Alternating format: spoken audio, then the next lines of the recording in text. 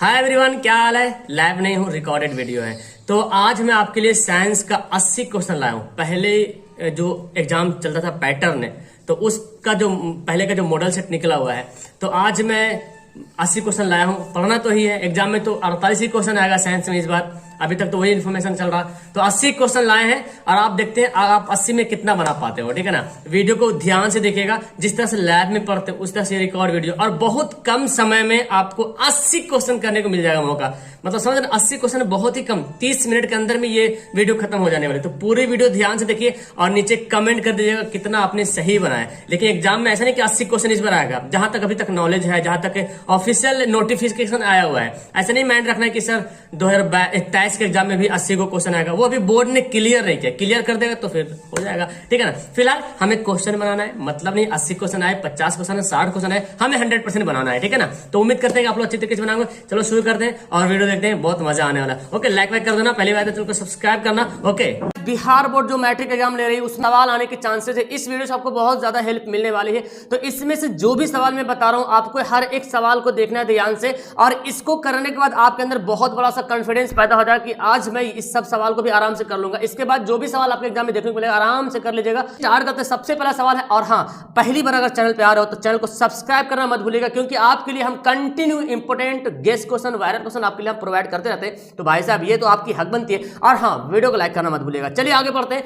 किस दर्पण की फोकस दूरी ऋणात्मक होती है? कौन सा दर्पण है जिसकी फोकस दूरी ऋणात्मक होती है? तो अवतल दर्पण की फोकस दूरी क्या होती है? ऋणात्मक होती है, और उत्तल दर्पण की धनात्मक होती है। एक बात मैं बताऊं, अगर फर्स्ट सेटिंग में अवतल दर्पण आ जाएगा तो पक्का है कि सेकंड सेटिंग में उत्तल दर्पण आएगा। एकदम बहुत बार ऐसा सवाल देखने को मिला है। ठीक है। तो अवतल दर्पण की फोकस दूरी ऋणात्मक होती है, उत्तल दर्पण की फोकस दूरी धनात्मक होती है। आगे बताइए यहाँ पे, दर्पण की फोकस दूरी और वक्रता त्रिज्या के बीच का क्या रिलेशन है, क्या संबंध है? तो आपने पढ़ा आर बराबर क्या पढ़ा? 2f होता है। आर जो 2f, अब देखो यहाँ पे f बराबर दे रहा ना, तो f बराबर क्या होगा? r/2। r/2 कितना है? f बराबर r/2। ऑप्शन नंबर बी हमारा क्या होगा? राइट आंसर हो जाएगा। आगे देखिए सवाल यहाँ बोलता है, सामान्य दृष्टि के लिए स्पष्ट दृष्टि की न्यूनतम दूरी बोला जाएगा कितना?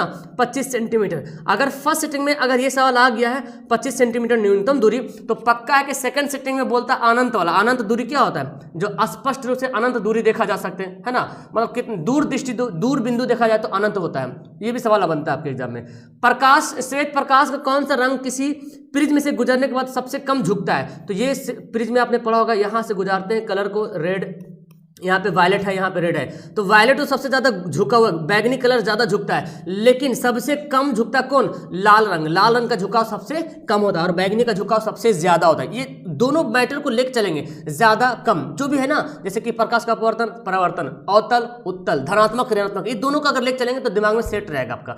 आगे मानव नेत्र, मानव आंख की रेटिना द्वारा बनाए गए प्रतिबिंब, यानी कि जो रेटिना पे जो प्रतिबिंब बनता है क्या बनता है? वास्तविक बनता है, लेकिन उल्टा बनता है। क्या बनता है? वास्तविक और उल्टा बनता है। ठीक है ना। आगे है, आकाश का रंग जो नीला प्रतीत होता है, जो नीला दिखाई पड़ता है, किसके कारण? प्रकाश के प्रकिरण का कारण, क्योंकि नीला कलर का प्रकिरण जो है सबसे ज्यादा, स्कैटरिंग जो है ब्लू कलर का स्कैटरिंग सबसे ज्यादा होता है, इसीलिए नीला दिखाई पड़ता है। ओके। किस दर्पण से वस्तु का प्रतिबिंब बड़ा बनता है? किस दर्पण से वस्तु का प्रतिबिंब जो है बड़ा बनता है? तो अवतल दर्पण जो होता है ना, अवतल दर्पण से वस्तु का प्रतिबिंब बड़ा बनता है। हालांकि अवतल दर्पण से छोटा भी बनता है, लेकिन अगर उत्तल दर्पण देखा जाए तो उत्तल दर्पण में हमेशा छोटा बनता है, समतल दर्पण में बराबर बनता है। तो हमारे इस सवाल का आंसर क्या होगा? Option number B right answer होगा।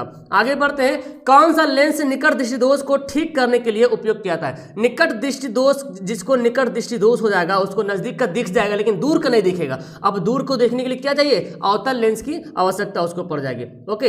आगे, कौन सा उपकरण विद्युत धारा की उपस्थिति को दर्शाता है? कौन सा मशीन है जो बिजली यानी कि वायर में, तार में विद्युत धारा जा रही है, करंट जा रही है कि नहीं जा रही, उसकी मौजूदगी को दर्शाना है कौन? गैल्वेनोमीटर। यानी कि गैल्वेनोमीटर बताता है कि हाँ विद्युत धारा जा रही, करंट जा रहा है। ओके। लेकिन एमीटर जो है वो धारा को मापती है। ओके।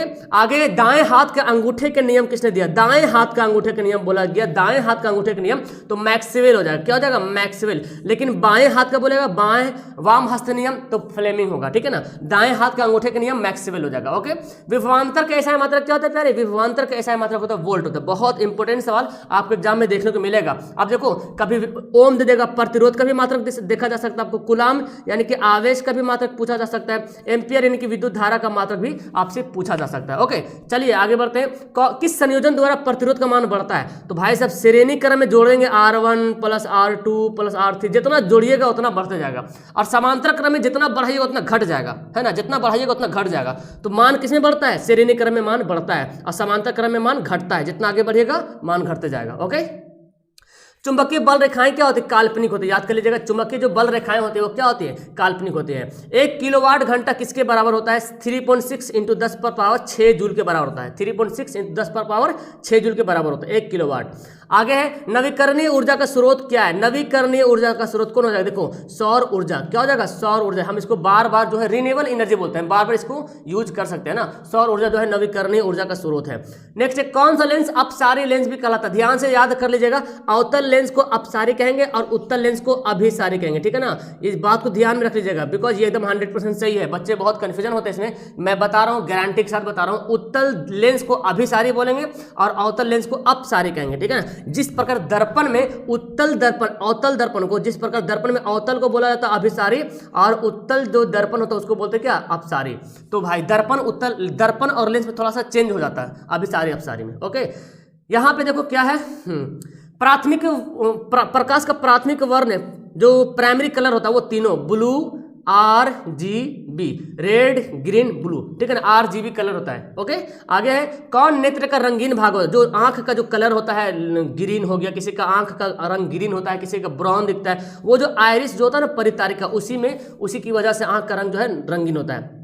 एक हॉर्स पावर जो है 746 वाट के बराबर होता है। कितना? 746 वाट के बराबर होता है। आगे बढ़ते हैं विशालक शीशा यानी कि मैग्नीफाइंग ग्लास। तो मैं बताऊं, मैग्नीफाइंग ग्लास में जो है उत्तल लेंस का इस्तेमाल करते हैं। सूक्ष्मदर्शी जो होता है प्यारे, उस सूक्ष्मदर्शी में भी उत्तल लेंस का इस्तेमाल करते हैं। हमारे जो मानव का जो आंख है ना उसमें भी उत्तल लेंस ही रहता है। ओके, जब किसी चालक तार से विद्युत धारा को प्रवाहित करते हैं तो कौन सा गतिशील कण होता है? जो कोई तार है, अब इसमें विद्युत धारा प्रवाहित कर रहे हैं तो इसमें जो धारा जो जा रही ना, धारा जो फ्लो हो रही, जो करंट फ्लो हो रही, वो एक्चुअली इलेक्ट्रॉन है। इलेक्ट्रॉन ही बहती है तो हमको लगता है करंट बह रहा है, ठीक है ना। एम्पियर घंटा मात्रक क्या? देखिए एक फॉर्मूला होता है, Q बराबर IT फॉर्मूला होता है ना। तो देखो I क्या है? विद्युत धारा। I क्या है? धारा है। और T क्या है? समय है। धारा को एम्पियर में मापते हैं और समय को किसे मापते हैं? आवर या बोलो, टाइम बोलो, सेकेंड बोलो। तो ये फॉर्मूला किसका है? आवेश का फॉर्मूला, यानी कि आवेश का ये फॉर्मूला, आवेश बराबर एम्पियर घंटा होता है। ओके, चलिए प्यारे आगे कौन सा मात्रा को W के बराबर है? तो आपने एक फॉर्मूला पढ़ा V बराबर W/Q, ये फॉर्मूला पढ़ा W/Q। अब देखिए यहाँ पे Q, यहाँ पे अच्छा वाट है, सॉरी, तो ये तो फॉर्मूला नहीं होगा, वाट यहाँ पे लिख दिया, यहाँ पे कार्य नहीं है, वाट है, मतलब पावर है। पावर फॉर्मूला होता है W/T फॉर्मूला होता है। अब मुझे जब W निकालना होगा, W बराबर क्या होगा? PT हो जाएगा। तो P क्या है? पावर है। अच्छा, ये तो खुद बोल ही रहा ना, तो मुझे इसको जरूरत नहीं, यही देख लो। ये जो W है ना, ये W यहाँ पे कार्य है। ओके, और ये जो P है ये वाट, पावर का मात्रा का वाट है। तो ये W जो कार्य का मतलब क्या होता है? जूल होता है। टाइम का मतलब क्या होता है? सेकंड, जूल प्रति सेकंड। देखिए जूल प्रति सेकंड, हमारा ऑप्शन नंबर ए हो जाएगा राइट आंसर। विद्युत धारा का मात्रा क्या होता है प्यारे? एम्पियर। विद्युत धारा का मात्रा क्या है? एम्पियर है। प्रतिरोध का मात्रा क्या है? वोल्ट है। ओम है। विभवांतर का मात्रा क्या है? वो वोल्ट है। और वाट जो है शक्ति का मात्रक है। चलिए, पावर का मात्रक है। ग्लोबल वार्मिंग के लिए रिस्पॉन्सिबल गैस कौन है? जिम्मेदार जो गैस है ग्लोबल वार्मिंग के लिए, वो कार्बन डाइऑक्साइड गैस। क्या है? कार्बन डाइऑक्साइड गैस जो है रिस्पॉन्सिबल गैस है। ओके प्यारे, शरीर में भोजन का पचना किस प्रकार की अभिक्रिया है? जो शरीर में जो भोजन पचता है उसको क्या बोलते हैं? ऊष्माक्षेपी, है ना, या तो आप उसको उपचयन भी बोल सकते हैं। उपचयन अभिक्रिया, ऊष्माक्षेपी बोला जाता है और उपचयन भी बोल सकते हैं, क्योंकि वही है दोनों का क्रियाएं दोनों सेम ही रहता है। ओके, चलिए आगे सवाल है, कली चूना पर जब जल डाला जाता है, कली चूना क्या होता है? CaO, ये होता है कली चूना। और जब इसमें जल डाले तो CaOH2 बन गया, ठीक है ना। तो ये जो अभिक्रिया हो रहा, कौन सा अभिक्रिया? तो जब कली चूना पर जब पानी डालिएगा ना, यानी कि जो सूखा हुआ जो चूना रहता है, सूखा चूना, उस पर जब पानी डालेगा तो उसमें गैस निकलेगा, उसको बोलते हैं ऊष्माक्षेपी। क्या निकलेगा? ऊष्माक्षेपी बोलेंगे उसको। आगे बताइए यहाँ पे क्या है? सबसे अधिक अभिक्रियाशील, सबसे ज्यादा रिएक्टिव इनमें से कौन है? सबसे ज्यादा रिएक्टिव कौन है? तो यहाँ पे देखिए गोल्ड तो होगा नहीं, ये तो पारा होगा नहीं, AU क्या है? AU यहाँ पे गोल्ड है, AG सिल्वर। तो सबसे ज्यादा कॉपर यहाँ पे, इन चारों में से कॉपर जो है सबसे ज्यादा। लेकिन आपको याद कर लो, जितने सारे तत्व हैं उन तत्वों में से सबसे ज्यादा रिएक्टिव अगर तत्व है वो कौन है? पोटेशियम है, ठीक है ना। चूना जल का रासायनिक सूत्र क्या होता है कि चूना जल वही जब कैल्शियम ऑक्साइड में जब जल डाले थे, कली चूना में जब जल डाले थे क्या बन गया था, कैल्शियम हाइड्रोक्साइड बन गया था, ठीक है ना। तो ऑप्शन हमारा सी, इसी को बोलते हैं चूना जल। आगे बढ़ते हैं, कोई विलयन लाल लिटमस को नीला करता है तो पीएच मान क्या है। आपको पता है लाल को नीला कौन करता है, लाल को नीला जो क्षार करता है, तो क्षार का पीएच मान 7 से ज्यादा है, 7 से ज्यादा ए वाला भी है और बी वाला भी, यानी कि ए और बी दोनों हमारा सही आंसर हो जाएगा। एल्काइन में कार्बन कार्बन के बीच कितने सहसंयोजक बंधन होते हैं, कार्बन कार्बन के बीच, एल्काइन में कार्बन कार्बन के बीच कितने सहसंयोजक बंधन होते हैं, कार्बन कार्बन के बीच, ओके। तो कार्बन कार्बन के बीच कितने सहसंयोजक बंधन होगा एल्काइन में, तो ये एल्काइन ग्रुप है तो कार्बन कार्बन के बीच ट्रिपल बॉन्ड होगा, ठीक है ना। ऑप्शन हमारा सी राइट आंसर हो जाएगा, ओके। हमारा क्या होगा, ऑप्शन नंबर सी बिल्कुल सही आंसर हो जाएगा। आगे बढ़े तो यहाँ पे देखिए आगे सवाल क्या बोलता है, आगे बोलता क्या, ग्लूकोज का आणविक सूत्र क्या होता है, ग्लूकोज का आणविक सूत्र क्या होता है, ग्लूकोज का आणविक सूत्र होता है C6H12O6। ये क्या होता है, ग्लूकोज का होता है। ये तुम जो देख रहे हो ना, ये जो फॉर्मूला ये है एसिटिक अम्ल का, ठीक है ना, एसिटिक अम्ल का सूत्र है। ये जो है क्लोरोफॉर्म, सवाल दिया जा सकता है कि क्लोरोफॉर्म का क्या सूत्र होता है, ठीक है ना, तो याद कर लीजिएगा। आगे है वसीय उच्च वसीय अम्लों के सोडियम लवण क्या कहलाते हैं, साबुन, क्या कहलाते हैं, साबुन। क्योंकि साबुन जो तैयार होता है ना वो बहुत ही फैटी एसिड होता है, फैटी एसिड होता है, उच्च वसीय अम्ल होता है, हायर फैटी एसिड होता है, ओके। चलिए आगे बढ़ते हैं, CHO एक बॉन्ड सिंगल बॉन्ड CHO, ये किसको दर्शाता है, ये जो है एल्डिहाइड का फंक्शनल ग्रुप है। एल्कोहल अगर पूछेगा बाबू तो CO करेंगे, OH करेंगे, क्या करेंगे, OH जो है होता है एल्कोहल का होता है, ओके। एल्कोहल का क्या होता है, OH होता है। चलिए तो अब यहाँ पे देखिए आगे कीटोन है, कीटोन का क्या होता है, CO होता है कीटोन का, इनमें से कोई नहीं। तो हमारा आंसर क्या हो गया, एल्डिहाइड, हमारा ऑप्शन नंबर बिल्कुल राइट आंसर हो गया जी। आगे बढ़ते हैं, आवर्त सारणी के किसी आवर्त में बाएं से दाएं जाएंगे, आप बाएं से दाएं जाएंगे तो क्या होगा, परमाणु की संख्या, परमाणु त्रिज्या क्या हो जाएगी, घट जाएगी, क्या हो जाएगी, परमाणु त्रिज्या घट जाएगी। बाएं से दाएं जाएंगे तो परमाणु त्रिज्या बोले या परमाणु का आकार बोले, दोनों का बात सेम ही है, परमाणु त्रिज्या बोले या परमाणु का आकार बोले, ठीक है, घट जाएगी। चलिए आगे देखिए सवाल यहाँ पे क्या बोलता है, इन तत्वों में से अधातु गुण के अनुसार बढ़ते क्रम है। अधातु तो देखिए lithium, beryllium, boron, carbon, oxygen, fluorine, ये सब के सब क्या है, अधातु बढ़ते क्रम यहाँ पे, ठीक है ना, बढ़ते क्रम यहाँ पे दिखा रहा है। तो ऑप्शन नंबर हमारा बी राइट आंसर हो जाएगा, ओके। आगे बढ़ते हैं, यहाँ पे सिलिकन क्या है, तो आपको पता है सिलिकन एक उपधातु है, क्या है जी, उपधातु है, सिलिकन बोल दिया जाए आपको। और क्या है, जर्मेनियम आता है, सिलिकन और जर्मेनियम आपसे ज्यादा सवाल पूछा जाता है, ठीक है ना। ऐसे बोरोन भी उपधातु में आता है, तो सिलिकन जर्मेनियम ज्यादा सवाल पूछता है उपधातु, ओके। आगे बोलता है कौन विद्युत धनात्मक तत्व है, विद्युत का धनात्मक तत्व कैसे पहचानेंगे प्यारे, जो तत्व जो होगा ना अपना इलेक्ट्रॉन को त्यागता है, तो जो तत्व अपना इलेक्ट्रॉन को त्यागता है, तो कार्बन तो ऐसे पता है अधातु है ही है ये, ठीक है ना। अब देखो तो अधातु हमेशा ऋणात्मक होता है, ठीक है ना। क्लोरीन क्या होता है, 2, 8, 7, तो ये तो एक ग्रहण करेगा, जो ग्रहण करेगा वो ऋणात्मक तत्व कहलाएगा। फास्फोरस 15 होता है, 2, 8, 5, ये भी 3 ग्रहण करेगा तब ना 8 बनेगा यहाँ पे। लेकिन सोडियम क्या है, ये त्यागता है, 2, 8, 1 है, 1 को त्याग देता है, तो सोडियम क्या हो गया, धनात्मक तत्व हो गया। चलिए टिहरी बांध का निर्माण किस प्रदेश में किया गया, उत्तराखंड में, है ना जी, उत्तराखंड में टिहरी बांध का निर्माण किया गया। आगे सवाल है, किस धातु को केरोसिन तेल में डुबा कर रखा जाता है, बहुत अच्छा सवाल, केरोसिन तेल में डुबा कर रखा जाने वाला तत्व कौन यहाँ पे बताओ, यहाँ पे केरोसिन तेल में किस धातु को डुबा कर रखते हैं, तो सोडियम को, है ना, सोडियम को केरोसिन तेल में डुबा कर रखा जाता है जी। यहाँ पे पारा एक सवाल आता है, पारा आपको पता है Hg होता है, जो पारा क्या धातु है, जो कि क्या होता है, कमरे के ताप पर धातु द्रव अवस्था में पाया जाता है। टंगस्टन जो आपको बल्ब में इस्तेमाल करते हैं। चलिए अब आगे देखिए सवाल यहाँ पे, पवन विद्युत जनित्र में कुंडली को किस घुमाने पर काम क्या होता है, मूलतः करती है।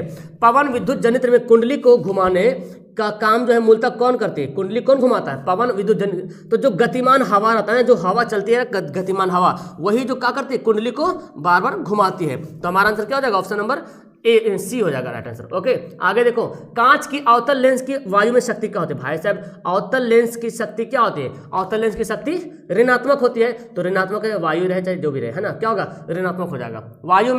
अरे वायु तो जैसे कांच हम लेंस इस्तेमाल कर रहे हैं, कांच तो जैसे नॉर्मली इस्तेमाल करें तो वायु में ही तो है, पानी में तो नहीं है ना, वायु में ही तो है, तो वायु में क्या होगा, ऋणात्मक होगा। मतलब ऐसे सिंपल बोला जाए तो ऋणात्मक ही होता है ना। तो सवाल घुमा के दे दिया, कभी कभी बंदा कंफ्यूजन हो जाएगा। यहाँ पे कौन विद्युत का सुचालक है, विद्युत का सुचालक कौन, यहाँ पे इनमें से कौन है जो विद्युत का सुचालक करती है। तो देखिए ग्रेफाइट क्या है, अधातु है लेकिन विद्युत का सुचालक है, ओके। आगे है वक्रता त्रिज्या 1 मीटर के अवतल दर्पण की फोकस दूरी क्या बोला, दूरी क्या होगी, तो ए बराबर क्या होता है प्यारे, 1/p होता है। अच्छा आर दिया ना, सॉरी आर बराबर 1 दिया हुआ, और यहाँ पे दूरी पूछ रहा, तो F बराबर क्या लिखेंगे, F बराबर आपको पता है ना, एक मिनट, F बराबर R/2 होता है, तो R/2 बोले तो 1/2, ठीक है ना। अब 1 जो है मीटर में दिया हुआ प्यारे, अब हम 1 को मीटर को बदल देंगे सेंटीमीटर में, तो क्या हो जाएगा 100 हो जाएगा बाई 2, कितना हो जाएगा 50, तो हमारा ऑप्शन क्या हो जाएगा बी बिल्कुल सही आंसर हो जाएगा 50 सेंटीमीटर। ओके, आगे सघन माध्यम से विरल माध्यम में जाती है किरणें अविलंब से विचलित होती है। देखो सघन माध्यम क्या होता है, डेंस मतलब गाढ़ापन, जैसे मान लेते कांच है, ये कांच क्या है सघन है, ये क्या है कांच सघन है, और हवा क्या है विरल है। तो जब आपने इस तरह से बनाया था, हवा जब इधर से प्रकाश आई थी तो इसको इधर से चल जाना चाहिए था, तो इधर से नहीं जाके क्या होता है इधर घूम गया, लेकिन जब जैसे ही यहाँ से इसको तो ऐसे जाना चाहिए था, लेकिन तो क्या होता है फिर जो है क्या होता है, देखो ऐसे भाग जाता है, ऐसे भाग जाता है, इसको इधर आना चाहिए था तो ऐसे भाग जाता है। तो यहाँ पे इसका आंसर क्या ठीक करोगे, ठीक यही करना है कि जब सघन माध्यम से विरल माध्यम में, जब सघन माध्यम से विरल माध्यम में कोई प्रकाश जाएगा तो क्या होगा, वो जो है अभिलंब से दूर भाग जाता है, ठीक है ना, ये अभिलंब है हमारा है, तो इसको ऐसे जाना चाहिए था लेकिन ऐसे भाग गया दूर, है ना, अभिलंब से दूर, अभिलंब से दूर, हमारा ऑप्शन क्या हो जाएगा ए हो जाएगा। ओके, ये हमारा राइट आंसर हो जाएगा। लेकिन अगर बोलेगा कि विरल माध्यम से सघन माध्यम में हवा से जाएगा, तो देखो हवा से इधर इधर जाना चाहिए था तो इधर झुक गया, तो हवा से अगर सघन विरल से सघन बोलेगा तो नजदीक होगा, और सघन से विरल बोलेगा तो दूर हो जाएगा। ओके, विद्युत धारा उत्पन्न करने की युक्ति कौन है, कौन सा मशीन है जो विद्युत धारा उत्पन्न करता है, जनित्र होता है ना, जनरेटर जिसको बोलते हैं जी। आगे बढ़ते हैं, ऊर्जा का पारंपरिक स्रोत क्या है, ऊर्जा का पारंपरिक स्रोत कौन होगा, वेरी गुड।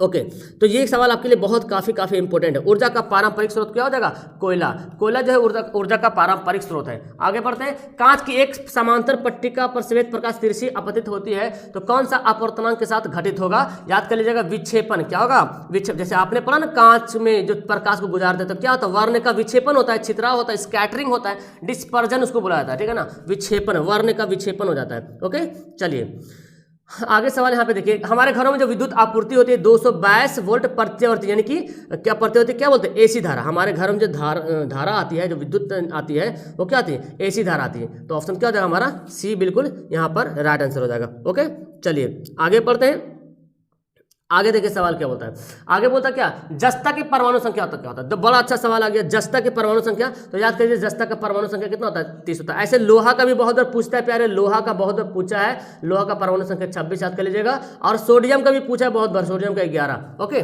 चलो आगे, धोबिया सोडा जिसको धोने वाला सोडा कहते हैं, है ना, जिसको धोने वाला सोडा कहते हैं, तो देखो सोडियम कार्बोनेट, सब सोडियम कार्बोनेट देख रहे हैं, लेकिन यहाँ पे 10 भाग पानी होता है, धोने वाला सोडा में 10 भाग पानी होता है जी। आगे बढ़ो, कौन प्रबल क्षारक है, क्षारक यहाँ पे सब के सब क्षारक है, लेकिन स्ट्रॉन्ग बेस कौन है, तो NaO सोडियम हाइड्रोक्साइड है, ठीक है ना, ये क्या प्रबल है, और ये तीनों जो देख रहे हैं ये क्या है दुर्बल है। ओके, यानी कि पुअरेस्ट बोल सकते हैं इसको। ओके, चलिए आगे, हेमेटाइट किस धातु का है, इसके हेमेटाइट, सीडेराइट, मैग्नेटाइट, ये क्या है लोहा का अयस्क है, हेमेटाइट किसका है, लोहा का है। आगे सवाल है, सल्फाइड अयस्क का सांद्रण निम्न में से किस विधि के द्वारा करते हैं, सल्फाइड अयस्क का जब सांद्रण कीजिएगा तो आपको फेन उत्प्लवन विधि का इस्तेमाल करना पड़ेगा, किसका, फेन उत्प्लवन विधि। ओके, तब हमारा आंसर ऑप्शन नंबर डी जो होगा बिल्कुल राइट आंसर हो जाएगा। ओके, चलिए आगे बढ़ते हैं, ये बोल रहा है ये कौन सा भी क्रिया है, देखिए ZnO2, तो Zn में क्या हो गया, O आके मिल गया, जब ऑक्सीजन का योग होता है उसको क्या बोलते हैं, उपचयन, क्या बोलते हैं, जब ऑक्सीजन का योग होता है तो उसको क्या बोलते हैं,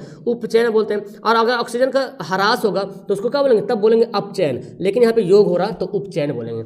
आगे ग्लूकोज का सूत्र बताइए, C2H6H6 C6H12O6, ये क्या है, ग्लूकोज का सूत्र है। चलिए, और ये जो देख रहे हैं एथेनॉल, ये भी याद करो, ये सवाल एथेनॉल वाला भी पूछा है, एथेनॉल का सूत्र है, ये क्या है, एथेनॉल यहाँ पे है। ओके, आगे सवाल यहाँ पे देखो क्या है, अम्ल का जलीय विलयन विद्युत का चालन करता है, क्योंकि अम्ल क्या होता है बताओ, अम्ल का जलीय विलयन क्यों चालन करता है, अम्ल से विद्युत धारा क्यों प्रवाहित होती है, इसका मतलब ये कि वो आयनित होता है, वो जो जलीय विलयन क्या होता है, आयनित हो जाता है ना, आयनित होता है। ओके, चलिए आगे बताओ, लिथियम के 72 सेल में कितना इलेक्ट्रॉन है, तो लिथियम का परमाणु संख्या कितना होता है, 3 होता है, इसको तोड़ोगे तो 2 लिथियम, हाइड्रोजन लिथियम 2 और 1 ऐसे टूटेगा, तो आखिर में कितना बच रहा है, 1 बच रहा है, तो हमारा आंसर क्या हो जाएगा, 1 हमारा राइट आंसर हो जाएगा। आगे है आवर्त सारणी के शून्य समूह कितना, वर्ग 18 में शून्य होता है, और 18 में कौन, हीलियम है, आपको जेनॉन मिलेगा, आपको रेडॉन मिलेगा जी, आर्गन मिलेगा जी, और क्या क्रिप्टन मिलेगा जी, है ना, ये सब क्या है हीलियम में आता है, नियॉन भी आपका आता है Ne। चलो, सर्वाधिक विद्युत ऋणात्मक तत्व याद कर लीजिएगा, सबसे अधिक विद्युत ऋणात्मक तत्व क्या होता है, फ्लोरीन होता है, ठीक है ना, फ्लोरीन याद करो, देखो फ्लोरीन और क्लोरीन, ब्रोमीन, आयोडीन, ये चारों जो है हाइड्रोजन ग्रुप है, क्या हैलोजन ग्रुप, हैलोजन ग्रुप। तो याद कर लीजिएगा चारों का, हो सकता है सवाल पूछा जाएगा कि इनमें से कौन हैलोजन ग्रुप का तत्व यहाँ पे है, हैलोजन समूह का तत्व कौन इनमें से है। ओके, जल के वैद्युत अपघटन में कैथोड पर कौन सी गैस निकलती है? जो जल में वैद्युत अपघटन करते हैं तो कैथोड पर से जो है हाइड्रोजन गैस निकलती है। कौन सी गैस? हाइड्रोजन गैस निकलती है। ओके, चलिए आगे सवाल बोलता है हमारे शरीर का पीएच वैल्यू क्या होता है? 7.0 से 7.8। हमारा ऑप्शन नंबर सी बिल्कुल बिल्कुल सही आंसर हो जाएगा। ओके प्यारे, और हाँ वीडियो को जिन्होंने लाइक वाइक नहीं किया लाइक कर दो या प्यारे, बड़ा मजा आने वाला है, सवाल एकदम गदगद हो जाओगे। सवाल आपको बहुत सारा मजा आएगा, एग्जाम में जब बैठोगे ना तो लगेगा हाँ मतलब, और आपको जो मैंने पढ़ाया आपको उसमें से बहुत सारा सवाल टैली करेगा। यही सब सवाल पूछेगा, कोई बड़ी सी बात नहीं, बस आपको रिवीजन करना है। कौन सा यौगिक अम्ल है? अम्ल कौन? यहाँ पे देखिए H2SO4 तो आपको पता है, सल्फ्यूरिक अम्ल, इसको तो पता है यार, इसका नाम ही सल्फ्यूरिक अम्ल है ना, इसको गंधक अम्ल भी बोलते हैं इसको। ओके, चलो आगे है, कौन संश्लेषित सूचक है? संश्लेषित सूचक यानी कि सिंथेटिक, जिसको मानव ने बनाया, समझो ऐसा, तो मानव मेथिल ऑरेंज आता है संश्लेषित में, और फिर क्या फिनोल्फथेलिन भी आता है। बाकी ये सब जो देख रहे हैं ये सब क्या, ये सब नेचुरली है, नेचुरली सूचक है, नेचुरल जिसको बोलते हैं। ओके, आगे बोलते हैं कार्बन क्या है? कार्बन डाइऑक्साइड जल से अभिक्रिया करेगा तो क्या, कौन करके क्या बनाएगा? अगर कार्बन डाइऑक्साइड जल से अभिक्रिया करेगा तो कार्बनिक अम्ल बनाएगा। क्या बनाएगा? कार्बनिक अम्ल बनाएगा। ऑप्शन नंबर सी बिल्कुल सही आंसर हो जाएगा। कॉपर पायराइड का बताइए सूत्र क्या होता है? कॉपर पायराइड का सूत्र CuFeS2। देखो याद कर लीजिएगा, ये कॉपर पायराइड का सूत्र है CuFeS2। आगे बढ़ते हैं, प्राकृतिक में मुक्त अवस्था में पाए जाने वाली धातु कौन है? सोना। सोना जो है प्राकृतिक में एकदम फ्री मुक्त अवस्था में, किसी से रिएक्शन भी नहीं करता है सोना, किसी से रिएक्शन भी नहीं करता है। कौन सी धातु सबसे अधिक अभिक्रियाशील होता है? सबसे ज्यादा अभिक्रियाशील इस ऑप्शन में। तो ये सवाल देखो, अब यहाँ पे देखो Au भी आ गया और Ag भी आ गया, कॉपर भी आ गया, तो भाई Au Ag तो कॉपर पटक देगा ऐसे ही, लेकिन कॉपर को जिंक जो है पटक देगा, क्योंकि जिंक जो है कॉपर से ज्यादा रिएक्टिव होता है, ठीक है ना, अभिक्रियाशील जिंक जो है कॉपर से ज्यादा होता है जी। चलिए आगे बोलता है किसी अधातु के बाहतम शेल में इलेक्ट्रॉनों की संख्या क्या होती है? बाहरी अधातु के बाहरी में 4 रहे या 5 रहे या 6 या 7, ये रह सकता है, ठीक है ना। कौन कौन रहेगा? या तो 4 रहेगा, या तो 5 रहेगा, 6 रहेगा, या तो 7 रहेगा, ठीक है ना। अधातु बोलेगा तो 1 2 3 या 4 रहेगा, ठीक है। तो ऑप्शन हमारा क्या होगा? बी होगा। आगे पीतल किसकी में से धातु है? तो पीताजी, याद कर लो आप लोग पीताजी। पीतल जो है तांबा और जस्ता, कॉपर और जिंक, ये ना, कॉपर मतलब हो गया तांबा, जिंक मतलब जस्ता हो गया। ओके, मजा आ रहा। कौन समायवी है? समायवी कौन? समायवी किसको बोलते हैं? जिसका फॉर्मूला सेम हो, है ना, सूत्र सेम हो, लेकिन उसका संरचना सूत्र क्या हो? अलग अलग हो, संरचना सूत्र अलग अलग हो। तो एथिल एल्कोहल और डाइमिथिल एथर, इन दोनों का संरचना सूत्र सेम है, लेकिन इसका सूत्र सेम है, लेकिन संरचना सूत्र यानी कि जो स्ट्रक्चर बनाते हैं ना, स्ट्रक्चर फॉर्मूला, वो थोड़ा सा अलग होता है। ओके, आगे पढ़ते हैं। ये बताइए इसका IUPAC, ये किसका IUPAC नाम है? केमिस्ट्री किताब में दिया हो बहुत अच्छे तरीके से। IUPAC नाम तो आपको याद करना है, बहुत अच्छे सवाल है। तो ये जो है मिथॉक्सी एथेन का क्या है? IUPAC नाम है। आपको क्या क्या चीज IUPAC नाम एक बार देखना है, एसिटिक अम्ल का देख लेना है प्यारे, एथेनॉल का देख लेना है, ये सब जो है ना पूछता है। एसिटिक अम्ल बहुत बार पूछा है, मेथेनोइक अम्ल भी पूछता है। ओके, लोहे की अभिक्रिया भाप से कराने पर लोहे पर कौन से ऑक्साइड बनेगा? लोहा की अभिक्रिया भाप से कराएंगे, भाप मतलब भाप समझ रहे ना, अब उस ऑक्सीजन अभिक्रिया कराएंगे। लोहा की अभिक्रिया किससे कराएंगे? भाप से कराएंगे। तो बोलता कौन सी गैस बनेगा? कौन सी गैस बनेगा? तो Fe3O4 बनेगा। क्या बनेगा? Fe3O4 गैस बनेगा। आगे बढ़ते हैं। एक तत्व की परमाणु संख्या 16 है, मतलब 2 8 6। अब बताओ 16 किसका है? सल्फर का है यार। तो बोलता इस तत्व की वर्ग, अच्छा कौन सा वर्ग में आता है? अब बताना है। देखो आपको पता आवर्त सारणी में टोटल 18 वर्ग है, 18वां वर्ग में आपको पता है हीलियम दिखता है ना। चलिए 17वां वर्ग में आपको यहाँ पे दिखा होगा क्लोरीन दिखा होगा शायद, हाँ क्लोरीन तो 17 होता है, हाँ क्लोरीन ब्रोमीन। इससे पहले 16वां वर्ग में आपको यहाँ पे 16वां नंबर का तत्व भी दिखेगा, क्या? सल्फर दिखेगा। तो ये 16वां वर्ग में पाया जाता है, ठीक है ना। ऐसा नहीं कि नंबरिंग के हिसाब से आप ये कर लीजिएगा, 2 है तो 2, 5 है तो 5, ऐसी बात नहीं है, ठीक है ना। क्योंकि हाइड्रोजन और हीलियम पहले तो 1 2 ले लिया, लिथियम आप 3 नहीं, लिथियम 1 में पाया जाता है, तो इसको ध्यान देना है। ओके, तो हमारा ऑप्शन हो गया 16वां, है ना, क्योंकि 16वां में पाया जाता है ये वाला। Very good. चलिए ये हमारा रहा राइट आंसर। तो इस तरह से आप बनाओगे तो आपको बड़ा मजा आएगा और आपको बहुत एग्जाम में बहुत ही फुल मिलने वाला प्यारे। आगे बताओ कौन सी धातु तनु सल्फ्यूरिक अम्ल के साथ अभिक्रिया नहीं कर सकता है? ये कॉपर जो है ना सल्फ्यूरिक अम्ल से अभिक्रिया नहीं कर सकता है, ठीक है ना। कॉपर सल्फ्यूरिक अम्ल यानी कि H2SO4 से रिएक्शन नहीं कर सकता है, ठीक है।